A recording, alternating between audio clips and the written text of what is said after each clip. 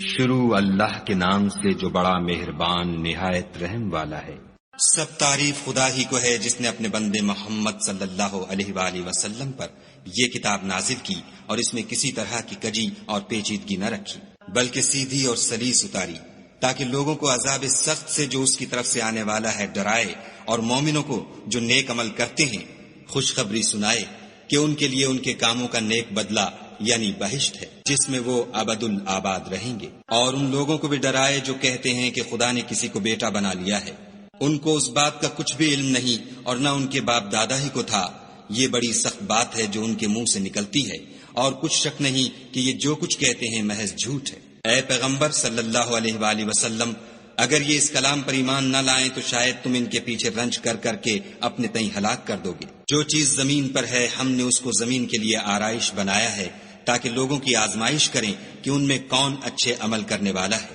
اور جو چیز زمین پر ہے ہم اس کو نابود کر کے بنجر میدان کر دیں گے۔ کیا تم خیال کرتے ہو کہ غار اور لوح والے ہماری نشانیوں میں سے عجیب تھے؟ جب وہ جوان غار میں جا رہے تو کہنے لگے کہ اے ہمارے پروردگار، ہم پر اپنے ہاں سے رحمت نازل فرما اور ہمارے کام میں درستی کے سامان مہیا کر۔ تو ہم نے غار میں کئی سال تک ان کے کانوں پر نیند کا پردہ ڈالے یعنی ان کو سلائے رکھا، پھر ان کو جگہ اٹھایا تاکہ معلوم کریں کہ جتنی مدت وہ غار میں رہے دونوں جماعتوں میں سے اس کی مقدار کس کو خوب یاد ہے۔ ہم ان کے حالات تم سے صحیح صحیح بیان کرتے ہیں۔ وہ کئی جوان تھے جو اپنے پروردگار پر ایمان لائے تھے، اور ہم نے ان کو اور زیادہ ہدایت دی تھی، اور ان کے دلوں کو مربوط یعنی مضبوط کر دیا۔ جب وہ اٹھ کھڑے ہوئے تو کہنے لگے کہ ہمارا پروردگار آسمانوں اور زمین کا مالک ہے، ہم اس کے سوا کسی کو معبود سمجھ کر نہ پکاریں گے۔ اگر ایسا کیا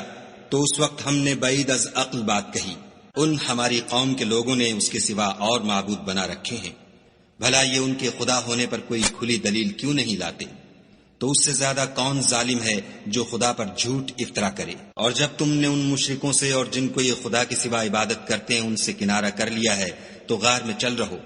تمہارا پروردگار تمہارے لیے اپنی رحمت وسیع کر دے گا اور تمہارے کاموں میں آسانی کے سامان مہیا کرے گا۔ اور جب سورج نکلے تو تم دیکھو کہ دھوپ ان کے غار سے داہنی طرف سمٹ جائے، اور جب غروب ہو تو ان سے بائیں طرف کترا جائے، اور وہ اس کے میدان میں تھے۔ یہ خدا کی نشانیوں میں سے ہیں، جس کو خدا ہدایت دے وہ ہدایت یاب ہے، اور جس کو گمراہ کرے تو تم اس کے لیے کوئی دوست راہ بتانے والا نہ پاؤ گے۔